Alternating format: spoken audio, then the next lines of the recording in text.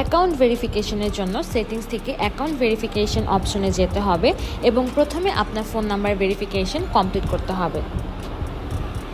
OTP ভেরিফিকেশনের মাধ্যমে phone number ভেরিফিকেশনটি complete করে দেন আপনাকে আপনার পার্সোনাল ইনফরমেশন ভেরিফাই করতে হবে।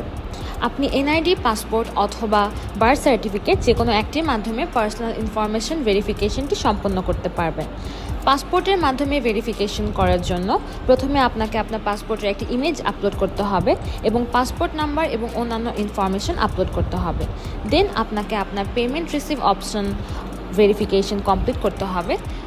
বিকাশের মাধ্যমে করার জন্য আপনাকে প্রথমে একটি বিকাশ নাম্বার, বিকাশ অ্যাকাউন্ট হোল্ডার নেম এবং পেমেন্ট সেটেলমেন্ট অপশন সিলেক্ট করে সাবমিট অপশনটি ক্লিক করতে হবে।